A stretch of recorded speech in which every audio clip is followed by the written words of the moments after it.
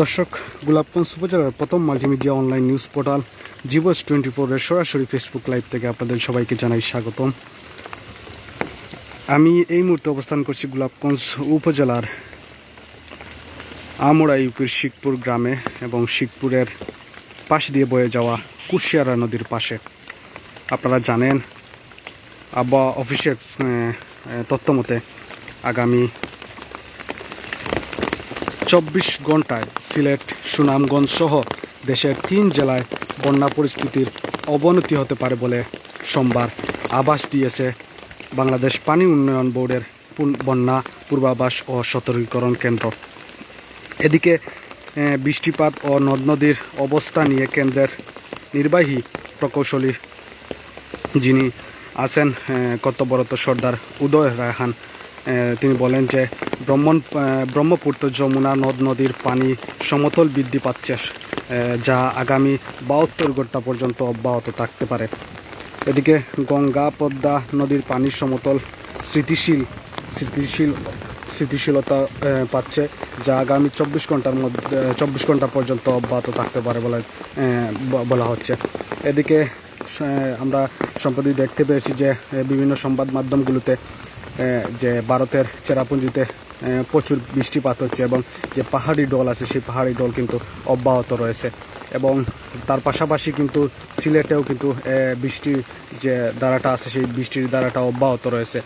তো বলা যায় যে এরকম যদি বৃষ্টিপাতে অব্যাহত থাকে এবং চেরাপুঞ্জিতে যে বৃষ্টিপাত হচ্ছে সেই বৃষ্টিপাত যদি অব্যাহত থাকে এবং পাহাড়ি ঢল নামতে থাকে, তাহলে কুশিয়ারা সুরমা নদীর পানি বাড়তে শুরু করবে। এবং আমরা এই মুহূর্তে আছি গোলাপগঞ্জ উপজেলার যে শিখপুর গ্রামের পাশ দিয়ে বয়ে যাওয়া যে কুশিয়ারা নদী, সেই কুশিয়ারা নদীর পাশে, এবং আমরা কুশিয়ারা নদীর যে চিত্রটা দেখতে পাচ্ছেন আপনারা এই মুহূর্তে, এবারে নদীর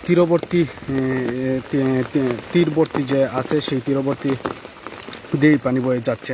এবং আমরা আরেকটি তথ্য আপনাদের জানিয়ে দিতে চাই যে গণমাধ্যমে যেটি এসেছে, সাম্প্রতিক সময়ে অতিবৃষ্টি ও পাহাড়ির উজান থেকে নেমে আসা পাহাড়ি ডলে অব্যাহত থাকায় গোয়েনঘাট উপজেলার সব নদ নদীর কিন্তু পানি দ্রুত গতিতে বাড়ছে। এতে গোয়েনঘাট উপজেলায় 3য় দফায় বন্যার আশঙ্কা দেখা দিয়েছে। এদিকে গোয়েনঘাট উপজেলা প্রশাসনের সূত্রে জানা গেছে, উপজেলার সীমান্তবর্তী যে ভারতের চেরাপুঞ্জি আছে সেখানে গত 28 জুন সকাল 8:30 থেকে সোমবার 1 জুলাই সকাল 8:30 পর্যন্ত 3 দিন মোট 640 মিলিমিটার বৃষ্টিপাত হয়েছে।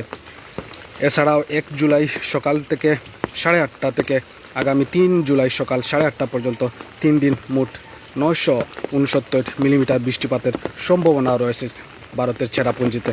তো এইরকম যদি বৃষ্টিপাত হতে থাকে তাহলে হয়তো আবারও বাড়তে পারে নদ নদীর পানি এবং যে বন্যার যে আশঙ্কাটা আছে সেই বন্যার আশঙ্কাটা আরও বাড়তে পারে এবং বন্যার পানিতে আবারও তলিয়ে যেতে পারে সিলেট সহ সিলেটের বিভিন্ন অঞ্চল। এছাড়াও নদ নদীর পানি দ্রুত বৃদ্ধি পাওয়া এবং আগামী কিছুদিন ভারী বর্ষণের পূর্বাভাস থাকায় গোয়েনঘাট উপজেলার পুনরায় বন্যা হওয়ার আশঙ্কাও দেখা দিয়েছে। এদিকে সুনামগঞ্জের যে বিষয়টি হচ্ছে, সুনামগঞ্জে টানা বৃষ্টিপাত হচ্ছে ও ভারতের মেঘালয় রাজ্যের চেরাপুঞ্জির বৃষ্টিপাতের কারণে আবারও বাড়ছে সুনামগঞ্জের সুরমা, কুশিয়ারা, জাদুকাটা সহ সব নদ নদীর পানি।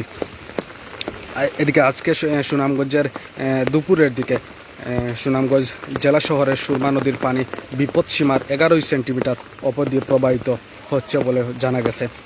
সেই সঙ্গে ডলের পানিতে প্লাবিত হয়েছে নিম্ন অঞ্চলের বেশ কিছু গ্রামীণ সড়ক, অর্থাৎ সুনামগঞ্জের বেশ কিছু গ্রামীণ যে সড়কগুলো আছে সেই সড়কগুলো বন্যার পানিতে প্লাবিত হয়েছে এবং পাশাপাশি যে যোগাযোগ ব্যবস্থা আছে সেই যোগাযোগ ব্যবস্থাও কিন্তু ব্যাহত হয়েছে। এছাড়াও আরও একটি তথ্য আপনাদের জানিয়ে দিতে চাই যে সড়কের যে পানি, সুনামগঞ্জের যে সড়কের পানি যে সড়কগুলো পানি উঠেছে জেলা সদরের সঙ্গে যোগাযোগ কিন্তু ইতিমধ্যেই বিচ্ছিন্ন রয়েছে তাহিরপুর উপজেলার সাথে।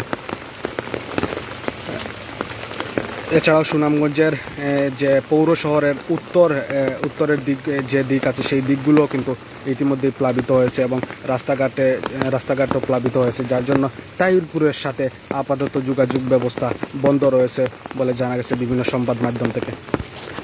এছাড়াও সাতক, দুয়ারা বাজার সহ বিভিন্ন উপজেলার নিম্নাঞ্চলের যে গ্রামীণ সড়কগুলো আছে সেগুলো কিন্তু ইতিমধ্যেই তলিয়ে গেছে, ফলে বেড়েছে আবারও ভোগান্তি এবং যে নিম্নাঞ্চলের যে মানুষজন আছেন তারাও কিন্তু ইতিমধ্যেই প্লাবিত হয়ে পড়েছেন। এই সামান্য বৃষ্টিপাত এবং যে চেরাপুঞ্জিতে প্রবল বৃষ্টিপাতের যে ধারাটা আছে সেই ধারাটা অব্যাহত থাকার ফলে এবং চেরাপুঞ্জি থেকে আসা যে পাহাড়ি ডল সেই পাহাড়ি ডল থাকায় সুনামগঞ্জের বেশ কয়েকটি অঞ্চল কিন্তু বেশ কয়েকটি এলাকা কিন্তু ইতিমধ্যেই প্লাবিত হয়ে পড়েছে। ফলে বলা যাচ্ছে যে আবারও হয়তো বন্যার যে সংখ্যাটা আছে সেটা বাড়তে পারে।